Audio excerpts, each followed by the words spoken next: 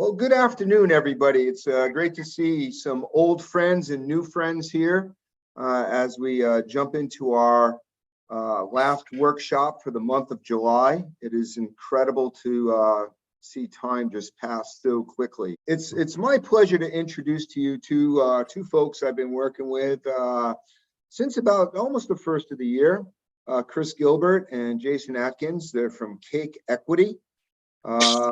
They have a product that they'll talk about a little bit today that helps manage cap tables and help you manage your business from a finance side. But more importantly, they're going to dive deeper into, what is this mystical thing that we call equity management.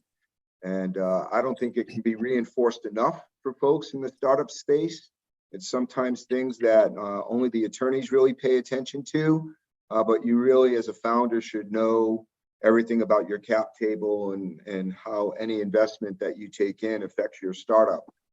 So Jason's one of the co-founders of Cake Equity, and Jason's not local. He's zooming in from across the other side of the world. And Chris is here locally and is one of the ambassadors for Cake Equity and a great person to get to know. And his offer to get together with anybody who's here in LA is a great thing. And Jason, if you need a place to meet people and do that, you can always do that here at the Preccelerator. So you can use that as a base if that's helpful. So without further ado, I'm going to turn this over to Jason and I'll let you guys take it away. Thank you, Len. Thanks for having us. Thanks everyone for joining. Equity management is a super important part of being a founder, the founder journey. And it's not something that most of us are familiar with when we start out on the journey. There's a hell of a lot to learn in those first couple of years as a startup founder. And, you need to use your equity when you're raising and when you're hiring, building your employee culture around your stock options. And it's very technical, it's very complex. And so our mission at Cake is to massively simplify that for you. We don't want to see founders spending ridiculous amounts of time and money on, getting bogged down by this stuff so that you can spend more time, with your customers and your team finding product market fit. So as Len said, I'm not based in LA, but I am there regularly. Hopefully I can catch you there one time when I'm visiting. So a bit about me. So I was in finance for a long time. And when I first got into the tech space as a CFO, I just couldn't believe how complicated equity was. Every time I saw a document, I had to learn these huge 30-page documents over and over and over again. So I've now been working in the equity space for 5 years. One of the founders of Cake. I've personally helped possibly thousands of startups. I don't know exactly how many, but a lot. I've mentored all around the world in these programs, and I personally work with founders and their teams constantly. So yeah, we're one of the leading up and coming sort of cap table or equity products globally. We're very focused on the US, so everything at Cake works at the US. Everything I talk about today is going to be about the US. We work in multiple countries, so if you're wondering about that, don't worry about that. We've got all the US stuff covered. So today we're going to cover sort of how does equity work and what are the basics. I think, quite a few of you are early in your journeys, and even if you're, a little bit further along, it doesn't hurt to just recover those things and make sure you understand them as best you can. And why is it important? I think you want to be spending your time on the most important things. So I just want to highlight some of the really important elements of your equity, just so that you understand, I guess, how to put the right amount of effort into it. And then, as Len said, we do have a product and some free resources that I'm going to go through. If I finish this deck in time, and we've got a little bit more time, I've got a couple of other things I can go through at the end. Okay, so who are we talking to? So today we're going to be focusing on this very early stage sometimes termed the valley of death, so just before break even, when you're still, doing the friends and family round, pre-seed, seed, hiring your first team members, doing your first stock option plan, even sometimes still doing founder splits and founder vesting and those sorts of things that are really important. So we're going to cover that first stage. If there's anybody here that's sort of Series A plus, please do let me know. I've got some, slightly different information I can provide, and just let me know if that's the case, and I'll be as inclusive as I can. But I think it's mainly focusing on that early stage. So what is a cap table? Some people, it's a new term when you start out in startups. Equity and cap table, I sort of see them as interchangeable terms. Your cap table is essentially a summary of your company's equity. So, if you hear equity or you hear cap table, kind of think, it's more or less the same thing. So it's going to include stocks, safes, notes, options, and sometimes warrants. And we're going to go through what those are a little later on. And you sort of think of it as a big long list of all the different owners of all those different types of stock and how many each is and what percentage they own. Think of it kind of a big list like that. So it'll be governed so that there's rules around what you can and can't do with your cap table. So you look to your constitution to tell you what you can and can't do. Sometimes there'll be a stockholders agreement as well. So there can be a couple of different agreements that sort of say what you can and can't do, and the processes that you need to go to use your cap table, to use your equity. When you're very early on, you don't need to worry about that too much, except to know that you need to sort of approve some things by your stockholders. So just get like a stockholders resolution or a shareholders resolution. So if you want to add an ESOP or a stock option plan, if you want to add new equity, new stock, or run a safe round, just have to get things approved by the stockholders. It's super important to keep it up to date and not mess it up, because a bad cap table is a red flag for investors. So I used to have this at the end, and now I have it at the start, just to sort of, get going with some meaty parts of, what do we want to avoid? If you have a bad cap table, it can slow a capital raise down. It can even, stop you getting a raise done, or put some investors off, so they won't want to invest at all. The reason for that is, the cap table is the summary of the investment, and investors are very, very focused on those financial elements. So by having some financial skill and some quality around your cap table, you're less likely to put investors off. So things to avoid: large holdings with no value add. So this could be a co-founder that's left, or it could be a co-founder that's left where you haven't got the equity back, and we're going to talk about founder vesting in a minute. Or it could be an advisor or someone like that was working for Sweat Equity very early on that's got 5 or 10% or more, even sort of around 5 or 10%. You sort of reach that point where if it's just dead weight on the cap table, investors are going to start to question it, and it's going to cause you a problem. Founder equity too low. We're going to talk about dilution during this call. It's not a concept that's very familiar to people that aren't financial, so you need to sort of learn about dilution. And one of your goals is to keep the founder equity, as high as possible by the time you get to your Series A. So I think 50 or 60% is a good goal. If you can do higher, great. And if it is lower, it's not the end of the world. But you want to keep your founder equity as high as you can, because investors want you to have skin in the game, and they don't want to feel like you just can leave at any point and you can do all this hard work and you're not going to get a huge outcome. By not having an ESOP, so no stock option plan, investors want to see that done before they invest, because otherwise they know as soon as they invest, you're going to do it and dilute them. So they're not going to be wanting to see that. As I said before, broken data and records. So just not having it up to date, not having the documents match the spread, your cap table spreadsheet or your system if you're using it. That's going to be a red flag for investors, because it just shows that you don't really know what you're doing, and that perhaps you're a bit sloppy. And you do get away with it a little bit in the beginning, but they want to see that you're learning really quickly and you're not making too many mistakes around your cap table. Bad terms as well. So if you signed like a bad pre-seed deal with some angel that wants, some dumb terms in there, it's not standardized.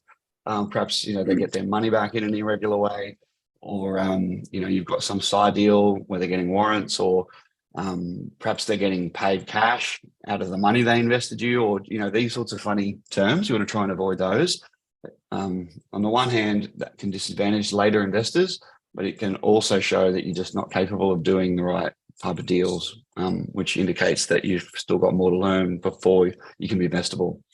And having too many investors, I'm a little bit, having done party rounds myself, I hate this one because sometimes you got to do it just to get your round done. But, the bigger your cap table, the longer the list, it can cause problems for some investors when they look at your cap table. They want to probably see it a bit tighter. My dog wants to go out. Just let him out. Otherwise, it's going to keep pestering me. How's he go? Yep.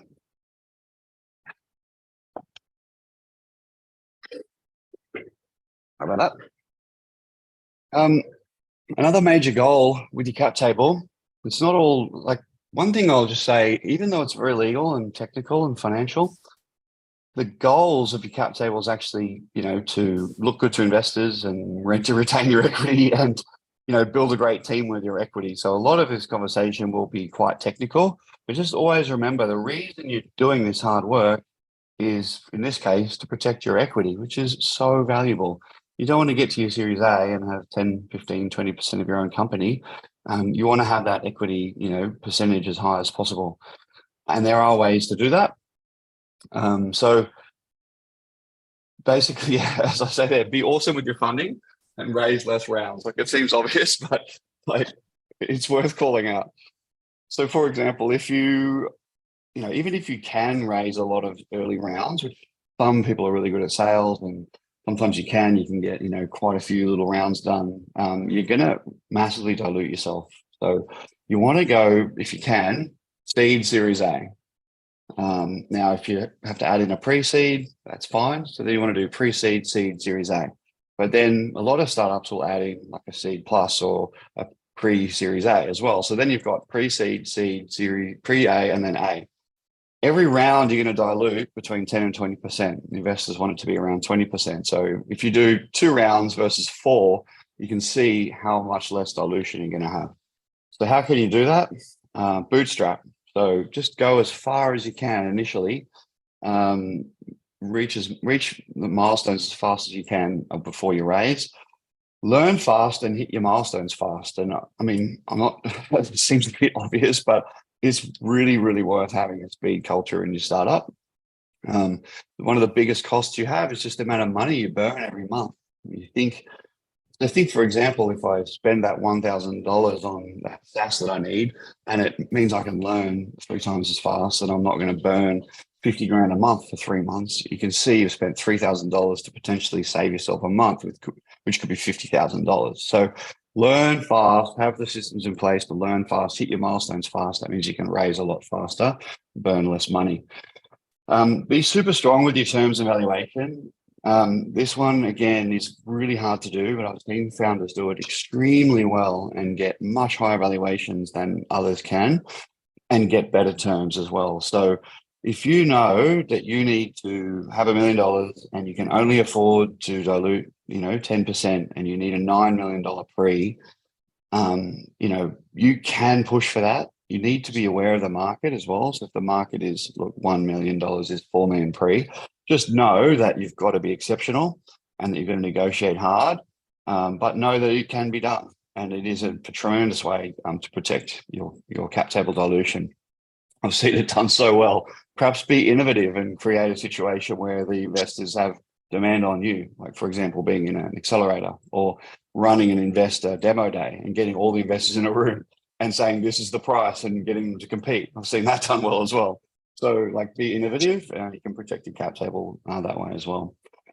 Having an amazing team with no waste, it's quite similar to bootstrapping, I guess, but, don't have people on your team that you don't need. So the core team, I think these days, is like product manager, engineer, designer, and if you can, and then you got like a go-to-market person, and if someone can be doing a couple of those things, then great. But keeping that core tight team together, so you're not spending any more money than you need to, is awesome.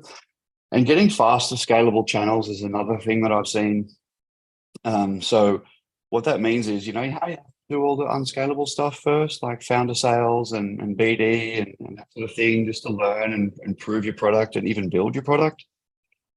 What I've seen work really well, and even Cake didn't do this super well, was, based on the amount of money you're going to charge and, the type of customer you have, what channels are available to you, getting fast, if you're going to be marketing led, if you're going to be paid ads led or whatever, getting straight to those channels as quick as you can and getting data on them just makes your Series A happen a lot sooner, and it's going to protect your dilution.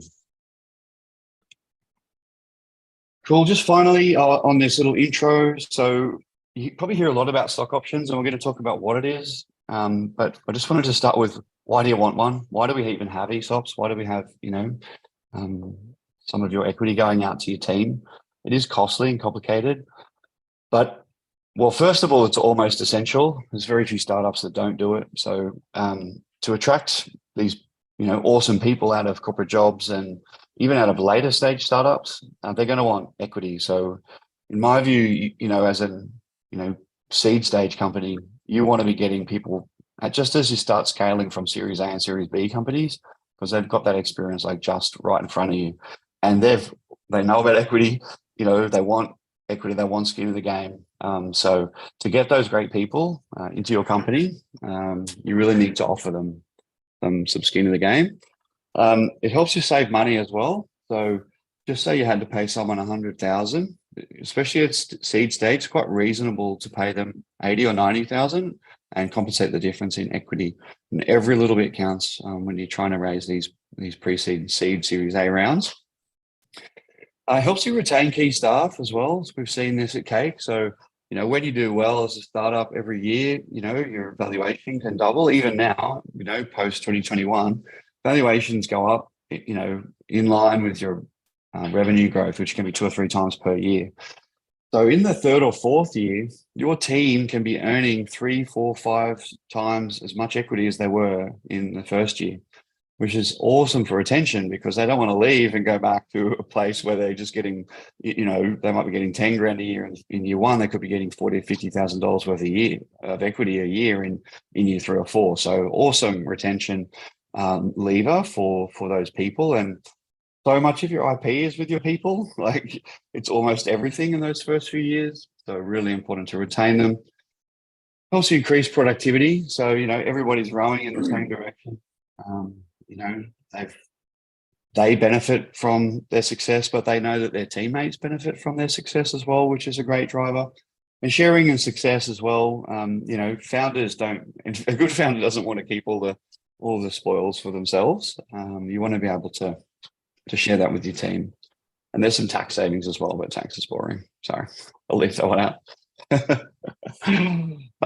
Cool. So we're going to get into, first, this is a really cool one that I think if you not do a normal sort of stock option presentation, they're just going to be like, this is a stock option, this is an ISO, this is an NSO, whatever. And we're going to do a bit of that.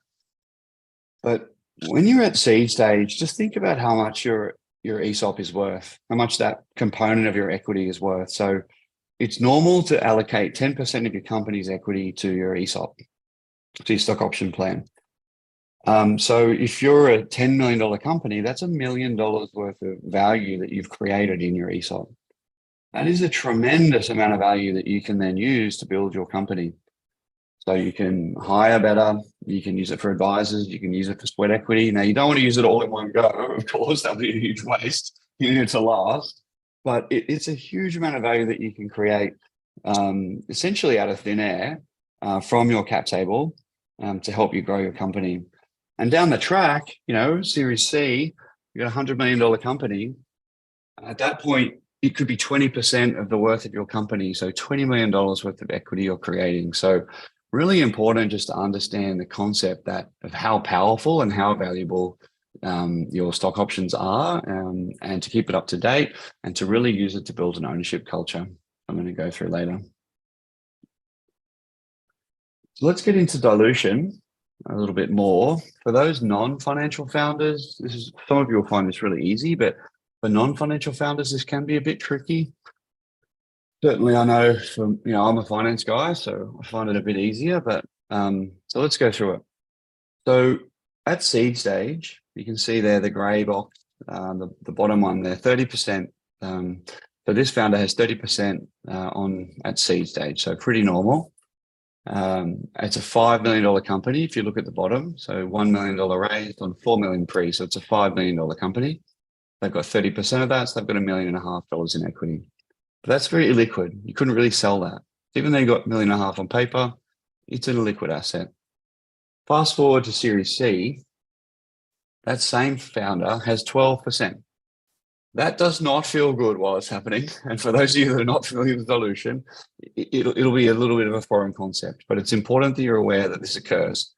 And every time you get diluted, it comes with a bit of baggage, right? You might get more investors, you might get a term sheet, you get different terms. You're getting less of your company, you're seeing your percentage coming down, and it doesn't feel good.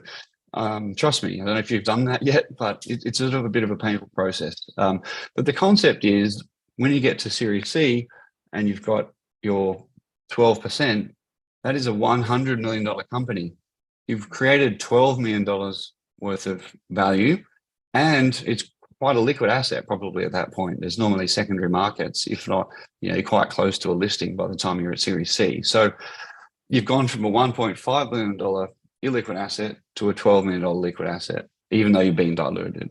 So quite an important concept to get around, especially if you're very early and you haven't seen that before. Now I'm going to talk about term sheets. So the term sheet is a key document in the journey of your equity. So when you go to capital raise, quite often, you do your pitch prep and you get your data room ready and you go out and you have all your meetings and then you get given a term sheet. And it is a scary document. The first time I saw it, I was like, whoa, there's a lot in there.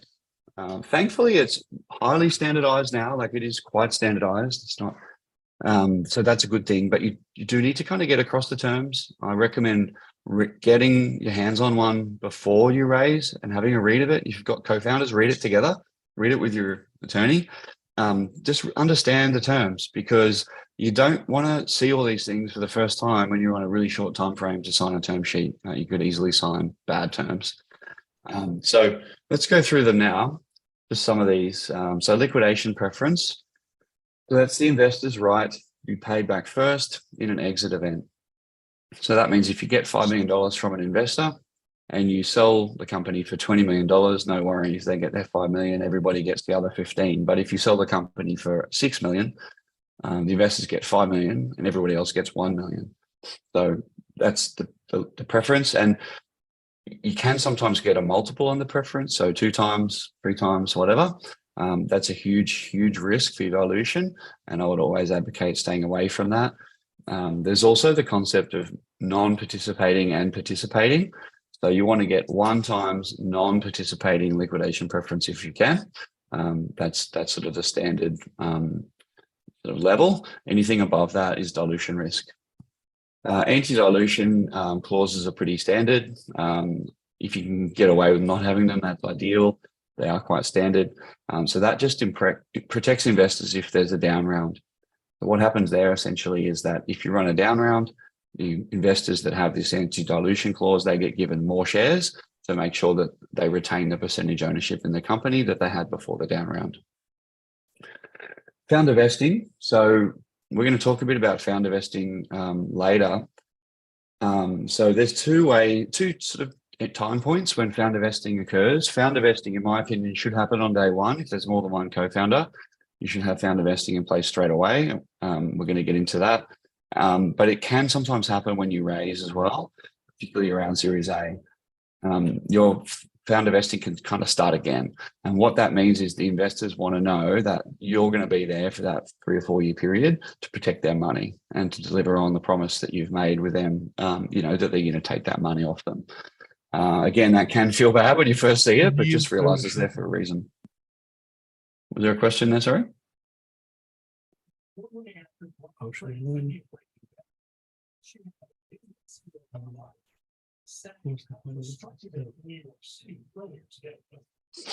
I'm having trouble hearing. Yeah, whoever's asking, you're breaking up. You know what? I'm not sure anybody's asking a question. Just go for it. I think That might be background noise. Okay, Yeah. cool. The option pool size, I mean, yeah, it's normally around 10% up to 15%. The main thing there is just agree with your investors how big it is. And if it's not big enough, if you need to top it up, there's something not quite often in the term sheet just to make sure that the option pool is big enough for all the hiring that needs to occur. The composition of the board is very important. Who gets to assign a board seat? Is there going to be a new board member when the money comes in the door? Really, really important stuff. Make sure that you have the ability to assign a board member. So in Cake's stockholders agreement, it literally says, the entity that I own my shares in can assign a board member. Like there's no ambiguity at all. I never want to be kicked off my own board. So just make sure the clauses, first of all, protect you and that you understand who gets to assign a board member. Then the drag along is a funny one. Drag along can mean that the investor can actually sell the company without the founder's approval. So just be careful what drag along clauses you accept. It's very unlikely to actually happen, but just if you did sign the wrong term sheet with the wrong investor with the wrong drag along, you could lose your whole company. So worthwhile just checking out that one. Voting rights is another one that's really tricky and doesn't necessarily feel too good. You start your own company and you've got heaps of shares, and then you raise a round, and then the term sheet says that you can't do everything without getting approval. It's not a good one, but it's there for a reason. And honestly, like there can even be veto rights on a range of different things, but in reality, it's there to protect the investors, and quite often they're not enforced. They want the board to run the company. They want the founders to run the company. It's just there to make sure you don't do anything stupid or fraudulent and steal their money or do anything really dumb. So just with the voting rights, just look at the, what the stockholders can approve and what the board can approve, and you can negotiate those things, but it is pretty standardized. So probably just get used to that. So just quickly, some red flags. So anything above 1 times non-participating liquidation preference. Warrants, ideally avoid warrants. They're very similar to just additional dilution. You want to minimize additional dilution as much as you possibly can. Option pool size, just keep that at a reasonable size. And then I guess the last 2 points is just around, how do you manage all this? So make sure you have a cap table model. We're going to talk about that in a minute. That's essentially just knowing how much equity is going out the door each round, and so that you're not going to overly dilute yourself. And then, just managing long-term control. So voting thresholds, board seats, and consent requirements. Cool. So now we're going to talk a bit about modeling. Cap table model is like a financial model. It's looking into the future. What do we think is going to happen with our cap table in the future, or what are some scenarios of what could happen in the future? So main things you're normally thinking is, how am I going to dilute when I raise? What's going to happen to my team? How are they going to get diluted? What happens maybe when we exit? Although a very early stage, you're probably not thinking about exit necessarily. It's probably more a Series A, Series B plus modeling process. But mostly it's just investors wanting to know what their position is going to be after the next round and things like that. Converting safes and notes as well. So for those of you that are familiar with safes and notes, or for all of you, I guess, the way they convert, it can be a bit tricky, and you can make big mistakes with it. People can really crush their cap table by raising too much money on safes with the wrong terms and not understanding kind of how they convert. We're going to talk a bit about that in a minute. So we're going to talk about round modeling, option pool modeling, and conversion modeling. We're not going to talk about exit modeling today because that's sort of a later stage issue. So this is a really simple table just to try and help us understand what is a basic cap table model. So, on the, I don't know what side that's going to be on your side, but like in the first column there, you've got your founder, your major founder, and co-founder 2, co-founder 3. You can see they've got 650,000, 250,000, 100,000 for $1 million total shares. This company doesn't have an ESOP, but quite often you probably have like an ESOP, in there for 10% as well. So that's before the round. And so then they go and raise 450,000. So if you go to the next column, third column, they've raised 450,000 there, 200,000 from one and 250,000 from another. So now the number of shares hasn't changed for the founders, but their percentage has. So you can see the first founder's gone from 65% to 56.25 and so on and so forth. So those first shareholders, the founders, now own 86.96% and the investors own 13.04% in the right-hand column. So that's the basics of dilution and the basics of a cap table model. The only other thing to add is down the bottom. So the total shares went from 1 million to 1.15 million. And the pre-money valuation is 3 million and the post-money valuation is 3.45. So the concept of pre-money, post-money can be new to people as well. So pre-money is the valuation you set before the round, and post-money is just including the cash that you get. We're going to talk about valuations in a minute, how to set the pre-money val. This is option pool modeling. Again, a very, very simple example, but essentially what you're trying to do with your option pool is to make sure that you don't spend it too quickly or too slowly. But the bigger risk is that you spend it too quickly and it runs out too fast and you have to top it up, and investors are like, why do I have to top this up and dilute, blah, blah, blah, that sort of stuff. So you want to make sure that the option pool, 10 to 15%, we normally advocate starting with 10%, is big enough to get you like all the way through that first phase out to about your Series A round or thereabouts. So you want to say, well, who am I going to hire? So I'm going to need to see a CTO and a manager and some dev, some marketing or whatever. That's my hiring plan after my seed round. And you want to calculate how many options they're going to get, what percentage of the pool it is, or what percentage of the company it is. So you're not sort of just going, oh, here's some sweat equity, here's some advisor equity, you know, here's my first hire, whatever, willy-nilly. Because you could find out, hey, look, I've just allocated my whole ESOP. And now I need to top it up again. And then you've got to go back to your investors because your investors have to prove a top up. And that's all annoying stuff you don't want to deal with. They might say, why have you spent it so quickly, etc. Okay, so now we're going to talk about valuation. This is something that is important to your equity. You need to use it regularly. You would be using it potentially when you like right early on. So just needing to give some sweat equity to a developer or some sweat equity to an advisor. How much equity do you give them? You don't just give them 1% or 2% or 5%, as I've seen people do. You want to calculate how much the company's worth, how much their work is worth, and then assign them equity based on that simple financial calculation. Also, when you're raising, of course, you want to do a valuation for your pre-money val if you're raising with equity, or you might want to do a valuation for your val cap if you're looking at a cap on a safe, or even for your first hire. I've just hired my first person. How much equity do I give them? So there's lots of different times when you need to do a valuation, and most founders find this extremely difficult. Or they might spend a lot of money with an accountant doing a huge, big, fancy model, and it's a huge waste of money. So, in my opinion, Jason, let me ask a question right here. This is Len speaking. Yeah.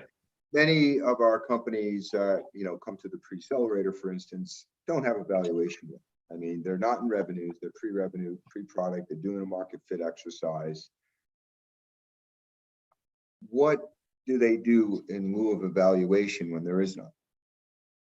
Yeah, exactly. So this is what this slide is for, because I totally agree. It can seem like a possible gap. So this is my opinion. I've seen this, done globally.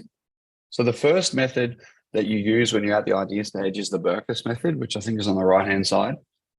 So this is kind of a valuation method where you have no financial data, essentially.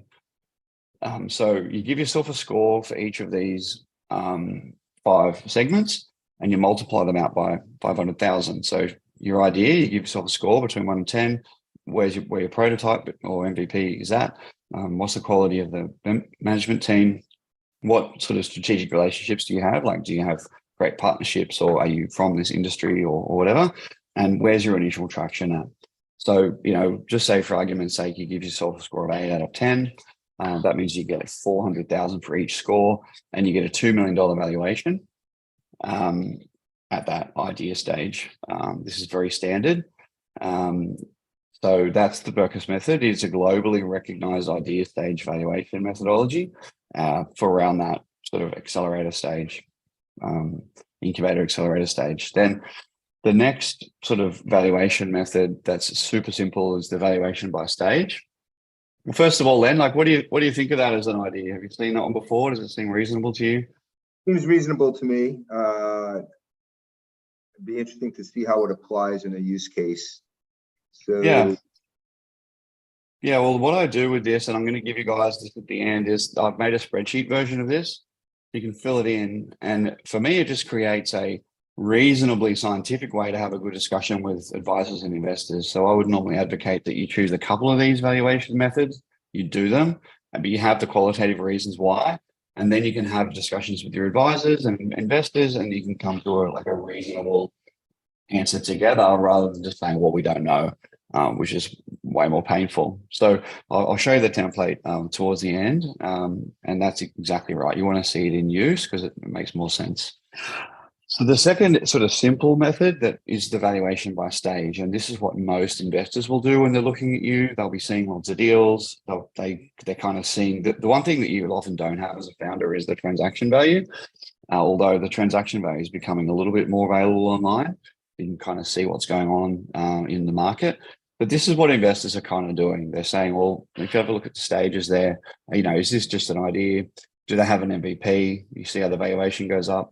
Do they have a little bit of revenue? Okay, see how the valuation goes up. Oh, is the revenue growing? Is it high revenues? And most investors, when you pitch them, they're seeing lots of pitches and they're sort of scoring you and they're saying, where do you fit? Right, they're going to roughly be in this zone.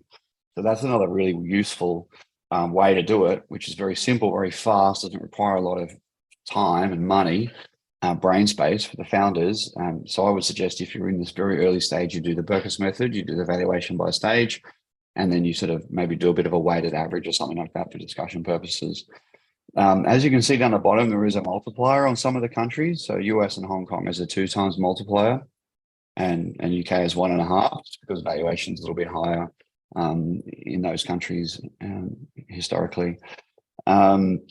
So I won't go into the other ones too much because they're a bit later stage, but the revenue multiplier is the one everybody it's about 10 times rev, whatever, and the height was 20 times, 50 times rev. They really are Series A plus valuation methods. They can come down into seed, but they really probably shouldn't because you have a lot less track record, financial history at that point. But so that's sort of a later stage val method, and the future valuation method is a little bit more of a traditional method where you sort of say, look, in 3 or 5 years' time, I think I'm going to be worth X, and therefore I'm going to discount that back to today's value, and that is another valid way to do it. Normally comes up with a higher valuation as well, so sometimes nice just to throw in there on a weighted average basis to get your valuation up a bit as part of the discussion. Maybe as if we said before, you were trying to get that higher pre-money val, maybe you could throw that in there to try and convince investors that your company is worth a bit more. The one thing you have to be careful of, though, is overvaluing, because Definitely force you into a down round later on. And in the economic climate we're in today, I counsel companies to be very careful and conservative. Yeah, I do too. I mean, the traditional, you can see there on the revenue multiplier, 6 to 8 times. Historically, 6 to 8 to 10 times is where it's always been.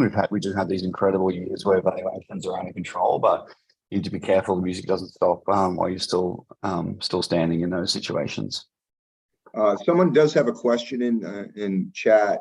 Said, would discussions of CAC or lifetime value and pro forma extrapolations be useful in a more quantitative approach for pre-seed valuations?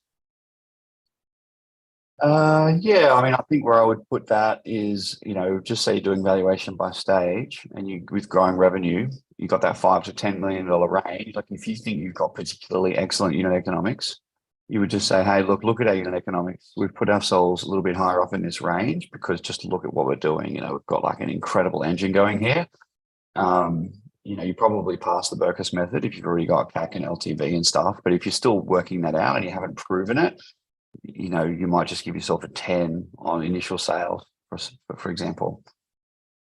Okay, so that sounds like okay. No, answered. Thank you. Cool. All right, so I think we're going okay for time. So let's get into some of the first use cases for your equity. I think we talked a lot about sort of, this is like let's talk about actually using our equity. So the first time you're going to use it, you set up your C Corp and you need to work out how much equity each founder is going to get. I always advocate, start at 50-50 and work from there. 90-10 founder splits normally create problems because the person with 10 is going to feel undervalued, and founders should be all in. The first thing is, if they're not all in, they're not a founder. In my opinion, investors will say the same. So if you have someone that's like got a side hustle and they have no intention of going full time, and you've got them on founder equity, or you're thinking about it, you should reconsider that. So both full-time, or if you're doing a side hustle, that's fine, but you have an agreement on when and how you'll go full-time, and that you'll be totally committed. And then you try and split, 50-50 or thirds.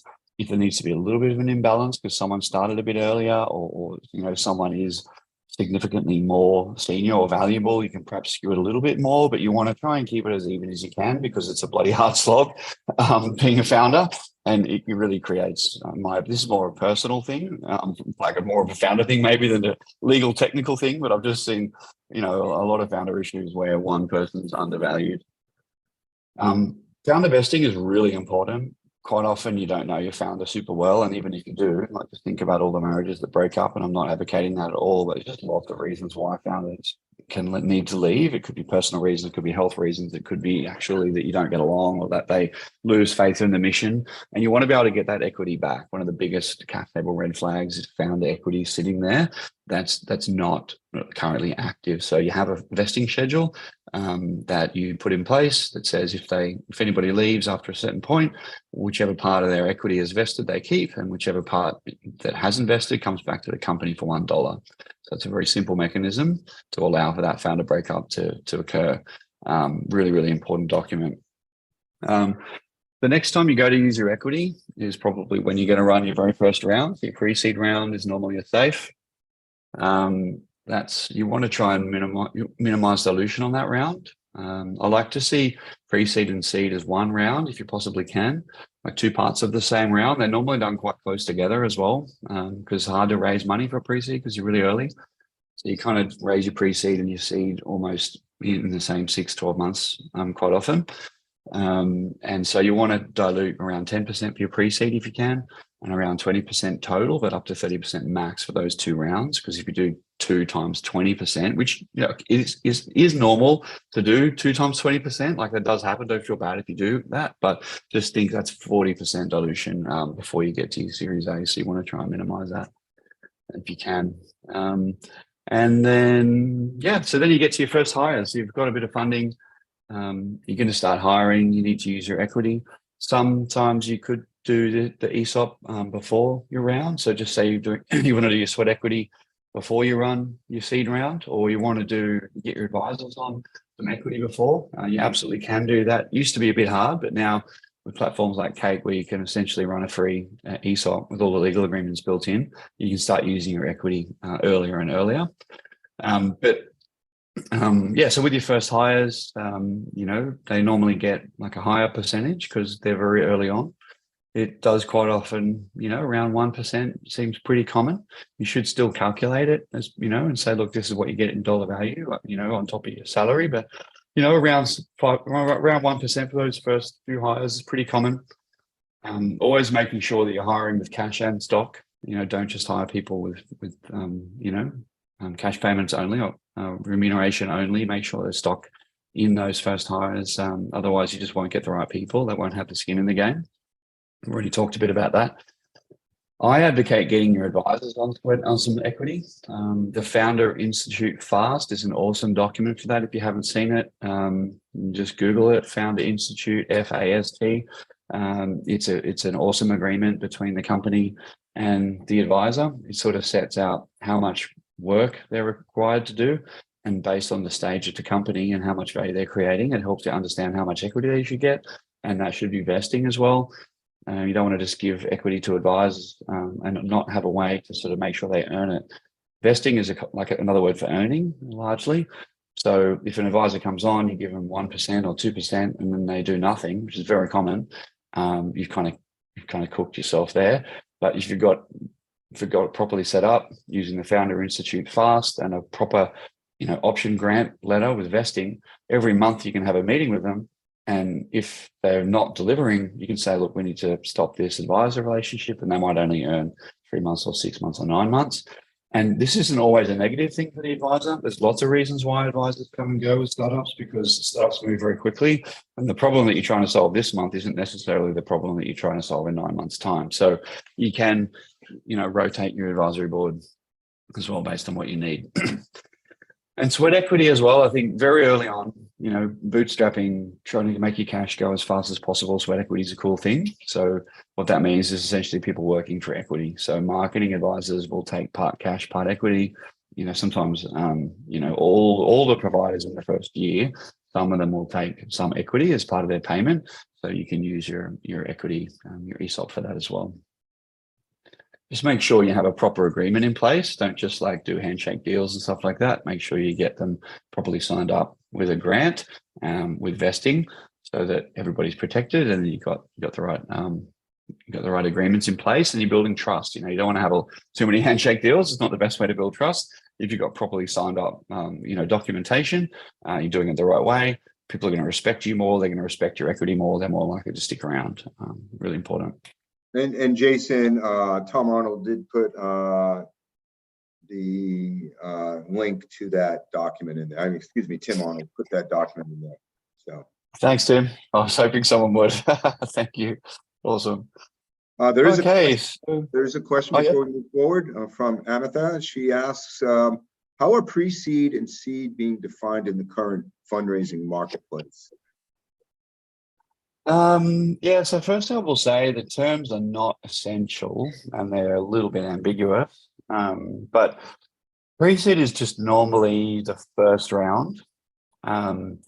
Your first round can be a seed if you've hit later stage milestones.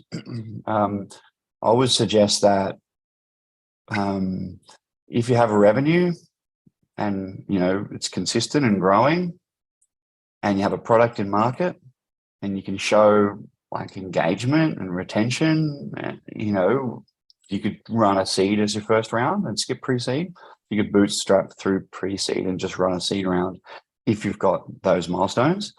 If you're not really in revenue and consistently delivering a product, that people love, or you can show early stages of that, then that's probably where you run your pre-seed. It can also be based on how much you're raising. So a seed round is normally, I think in the US, 1 to 3 million, with excluding outliers. So if you're raising, 2 to 500K, it would normally be a pre-seed. So there's a couple of good indicators there. I don't know if anybody wants to add anything on that, Len, or. Yeah, I'll just add, I tell people to consider what are the use of funds to determine what stage it is, right? So if you use the funds to develop product, that's going to be pre-seed. If you're using it to grow customer base after you've proven your market fit, that's a growth round. That could be a seed or an A round, depending on the amount. So it's really based on what the funds are being used for. And don't get stuck. I've heard that as well. Don't get stuck. Yeah, maybe probably don't get too stuck for sure.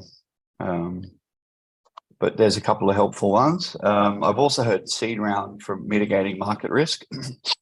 So that's another way to think about it as well. All right, so just quickly on the raise types, because some of you, probably haven't heard the difference between an equity and a safe and a note and when they're normally used. So we'll just quickly do a bit of that. So starting off with a safe, it's, one of the more common ones early, a simple agreement for future equity. It's quite often used at pre-seed, seed, and bridge round. So in between seed and Series A. Seed round can also be an equity round as well. All these rounds can be equity rounds as well, but just sort of when it's more likely used. So the pros, they're fast, they're less costly, they're more flexible, they're less time sensitive. So what that kind of means is, you can be raising a safe, you can get a bit this month and a bit next month and then a bit the next month. It doesn't have to all close on the same day like it does with an equity round. You can actually sign different terms with different investors, although I would advocate not doing that because it creates a lot of complexity both in the investor relationships and in the managing of the cap table. But you can do that if you need to. You don't have to do evaluation, which is somewhat mitigated by the val cap. So a safe has a cap at which the price at which the equity will be converted. say if we convert it to equity, it can act as a quasi valuation, but it's not actually valuation. So it is still simpler and easier. There isn't actually any dilution. There's no new terms normally with your company. So there's no actual term sheet per se. There can be a term sheet, but it doesn't normally say that you have to change the rules of the company. This is more of a term how the safe's going to run. And there's not normally a board seat. There can be a board seat if it's a big round, and lead investors say doing $1 million on a safe, you can sometimes get a board member off a safe, but it's much less likely. So they're utilized because they're simpler, faster, more affordable, and you can sort of just, you can run them over time. So I quite like them for a pre-seed particularly. I think sometimes people get a bit hung up on the pre-seed. They want to raise a whole round in one go, but that can be really, really hard. So with a pre-seed round, you might get a little bit in 1 month and a bit in the next month and a bit in the next month. And as long as you communicate to investors that you're doing that and that they're comfortable with you doing that, that can be a really nice way to get that little bit of pre-seed money in just to get a bit of momentum. On the downside, they're harder to model and you can have down round issues and you have less cap table stability. So just need to be really careful when you're modeling them or when you're raising them. You don't raise too many, you don't have too big a discount, and that the val cap isn't too low, or that you totally misunderstand where you're going to do your next round at. So just say you've got a val cap of 10 million and you think, oh, right, I've raised 2 million. I'm going to dilute 20%, 2 million over 10 million, and you happen to get 5 million on your next round, then you've diluted 40%. So just be really, really careful. Do your cap table modeling, understand how much dilution you could be up for, and do like maybe some scenario analysis, and just don't raise too much on safes with discounts particularly. And there's a question that our team has raised. How is a pre-money safe different from a post-money safe? And is there a preference? Yeah, I think it's super common post-money safe. I think it's the standard. Essentially, that means that just say you raise 2 million on a safe with a 10 million cap, that means you'll get 20% dilution. Oh no, yeah, post-money. So it'll be 20% of 10 million. If you do a pre-money, so the 20%, like the 2 million goes on top of the 10 million. So it just means you get diluted a bit more with the post-money. So you could say pre-money is preferable, but post-money is just super common. You don't want to muck around with it. So if you want a high valuation, just do a post-money safe with a higher cap, just to keep in check with everybody else, because I think pre-money safe is just confusing and we need to keep these things standardized. Cool. So a convertible note, really quickly, it's exactly the same as a safe, except it is actually debt and it is repayable and it has a maturity date. But for all intents and purposes, it's the same. From a founder perspective, you want to use a safe just because it's easier and it doesn't have the maturity date. But some investors kind of want that maturity date in there and they might force you to have it in there. And as long as it's not too short dated, you probably accept a convertible note if it means you're going to get the deal done. Try and get it sort of 3 or 4 years payback if you can. Now, equity is the more traditional type. This is the way rounds always used to be done before safes existed. So your more traditional rounds, C, Series A, Series B, are normally always equity. That's because you're converting your safes. So you might do a pre-seed safe and then a seed equity round, you convert your safes. And then, you might do a few little safes before your Series A. Ideally you don't, but you might. And then, you do your Series A in equity and you convert your safes. So nice standard sort of method. The pros, it's stable and clean. The price of your equity is secured. It can be favored by a lot of investors because they know what they own. They know what the share price is. A lot of founders actually like it too, because you just don't have ambiguity on the cap table and you know where you're at. I quite like it for that reason. It's standardized and you quite often get a board seat. So this is normally the point where, hey, I'm getting a bigger check, I'm getting some equity, I'm going to get a board member. And then the cons, it's more costly. There's normally more legal fees. You do get real dilution, so your stocks actually increase, and it's time sensitive. So normally the whole round closes on the same day, and so you just kind of need to build your book and do all the legal work, and so it's just a bit more time sensitive. And this is where you normally get new terms. So your actual stockholders agreement normally changes at this point. So that was all that stuff I talked about before: liquidation preference, drag-alongs, and all that stuff normally occurs with an equity round. So it's just harder to do, but but it's cleaner. And and I've got a board seat on both sides because sometimes board members are really annoying, but hopefully they're in the pro column.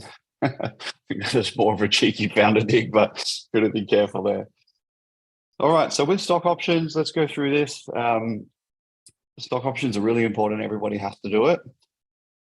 Most founders don't get the technical part right, and they do nothing on the people side. So let's just go through this. The technical part is really important. This is the bit founders get most right. This is the bit everybody talks about. Oh, what's an ISO? What's an NSO? You got to get the legal agreement in place and blah, blah, blah, blah. But the people part is actually more important. And I'm going to get to that in a minute. So let's do the technical bit.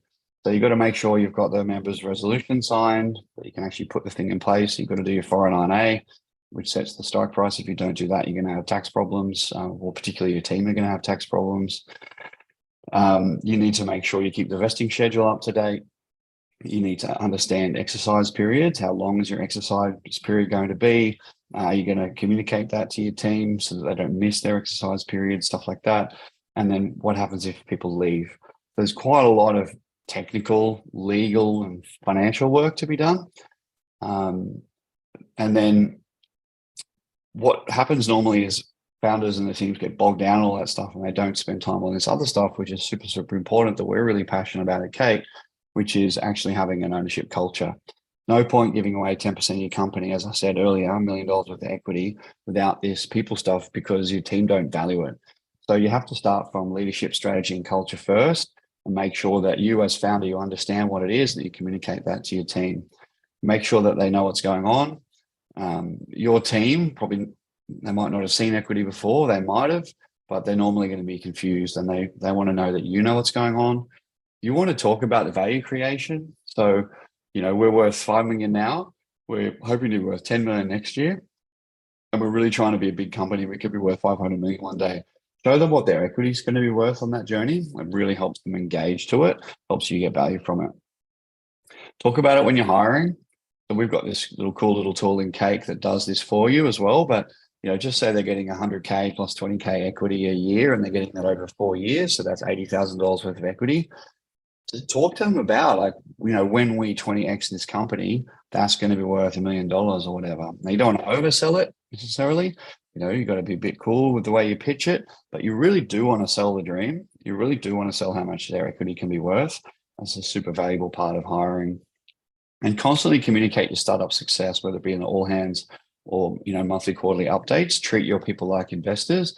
Keep them up to date with where their equity's at. They'll feel much more connected to it and you'll get much more value out of it.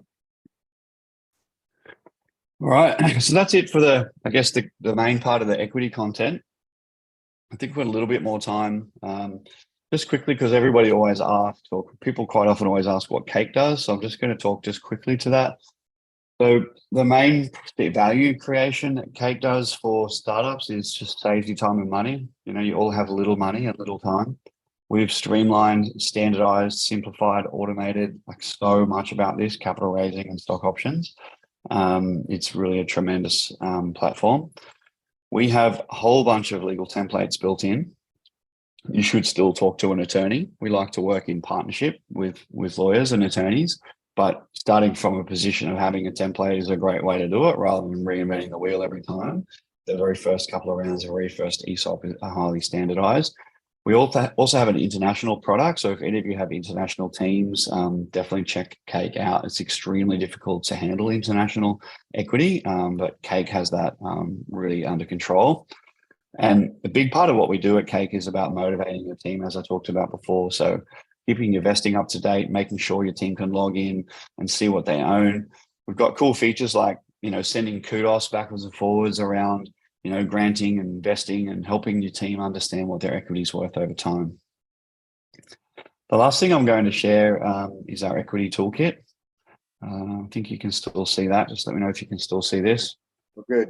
So these are all free tools because I know you all need to, you know, keep as much of your cash as possible. I'm just going to put that in the chat. So in here, some of these things I talked about during the presentation. So we have the startup valuation tool, including this spreadsheet. So I would advocate when you're doing a valuation, You make a copy, of course, because it's a protected Google Doc. You can do the Berkus method here. You can do the revenue multiplier or the buy stage method or the future valuation method, and then you can do a weighted average at the top. And this is just a tool to help you think through correctly and have good discussions with your advisors and your investors leading into a round. We also have, what else have we got here in this toolkit? There's information on the legal agreements that you need. There's a capital raising toolkit in here as well. This has a step-by-step guide on how to raise. My internet's just going a little bit slow. Give me one sec. While that's loading, someone's asking a question. Does the Cake platform work with LLCs? Yeah, it does. So we've just adjusted the product to work with LLCs. That's quite a new thing because we saw that coming through. We would advocate getting a C Corp if you're going to be in startup land, and if you're going to raise external investment, we would always advocate converting to a C Corp before you run any rounds.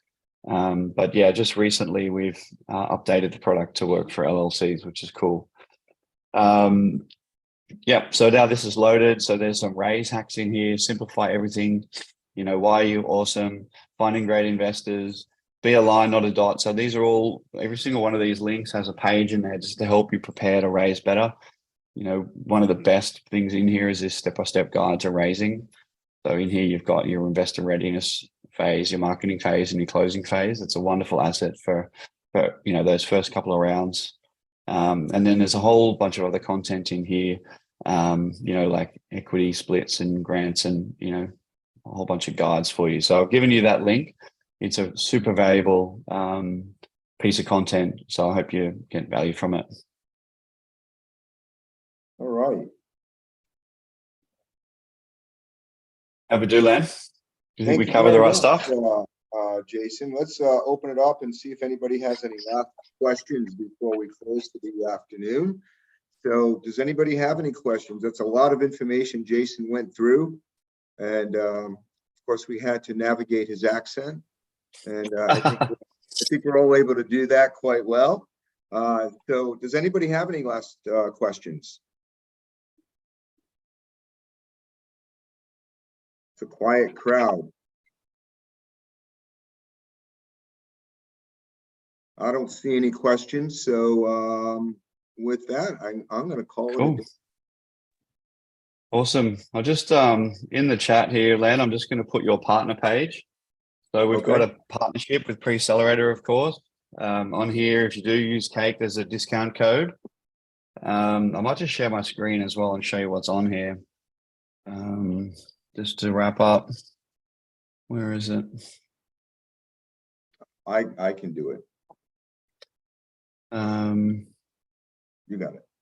Oh no, that's the wrong one. My page. Top share. Yeah, just click that link anyway, guys. And on there, you have the ability to view that toolkit. Oh, here we go. Thanks. View the toolkit. You can watch on-demand webinars on equity. So we've got stock options, capital raising webinars, and a bunch of other things. If you want a Cake demo, you can book it there. See that join a live office hours? Like if you ever want to just ask questions that's specific to you, we're running these office hours, I think twice a week at the moment. So you can just jump on with me, you know, ask me questions like, how do I convert from an LLC to a C Corp? How do I do my founder split? How do I set up my ESOP? Like whatever you want to ask me, you can just ask me. So that's like a super valuable, you know, opportunity there. And then, yeah, then you get your discount code just here. So I just wanted to make sure that everybody had access to those tools. So we can keep you on your equity journey in the best possible way. Well, thank you again, Jason. Thank you, Chris, for helping get this Thanks, set Len. up. I Thanks, appreciate everyone. it. It's nice to have a cap table discussion that is not lawyerly. And Yeah. of course, I do work for and represent a law firm, but sometimes this hearing it from non-lawyers makes it a little bit more palatable for all of us that don't understand all the legalese. So with that, I want to thank you for your time. Thank you all for coming today. We have a demo day coming up on August 10th. So if you're interested in seeing 5 of our companies pitch, we will be doing that. And that is going to be a live program here at the Preccelerator. on Thursday, August 10th, starting at 5:30. You can find registration for that on our website. With that, thank you all and appreciate you being here today.